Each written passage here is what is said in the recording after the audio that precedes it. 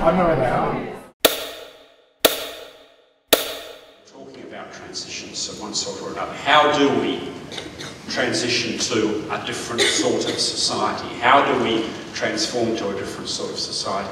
With an extra sense of urgency. There have always been people talking about transitioning to a new society, but this time we're doing it not just because it's a nice idea, but because it's a simple matter of survival. One of the things that we find, and I think this is really important for community workers, pretty well all those writers put their faith in community. They don't put their faith in governments being able to make the sort of changes. They put their faith in community action.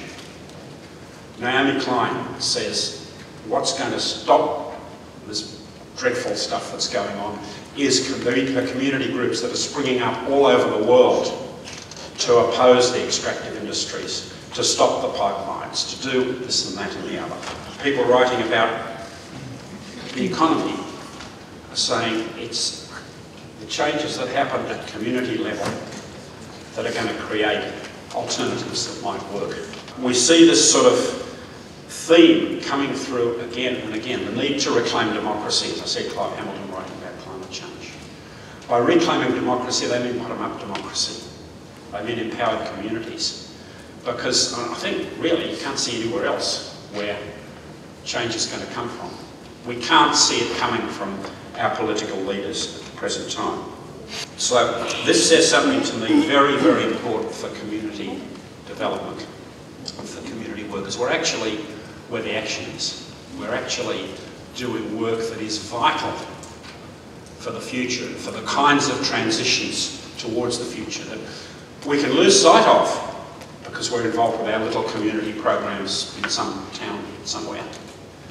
But it's the sum total of all those little community programs in those towns, wherever they are, that sow the seeds for these alternatives to happen.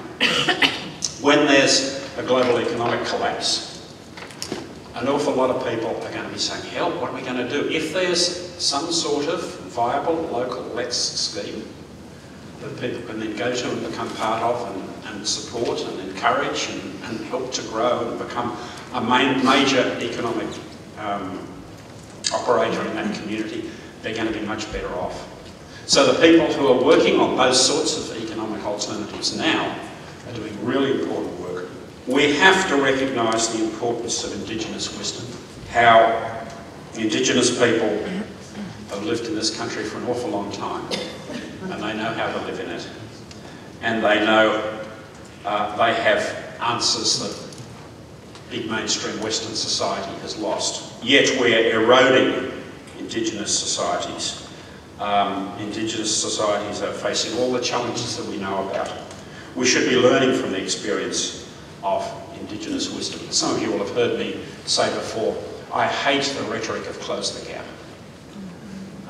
Close the gap says, we're better than they are. They've got to close the gap and be like us.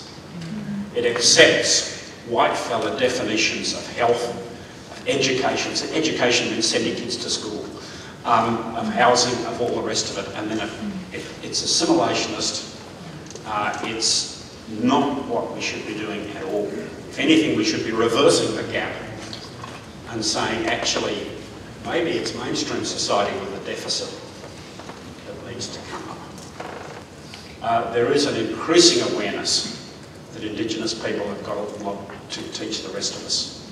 And a number of you have heard me do this before, but I'll give a plug for the publication that I've been involved with, which is coming out next year. It will be an entirely Indigenous authored book on community development.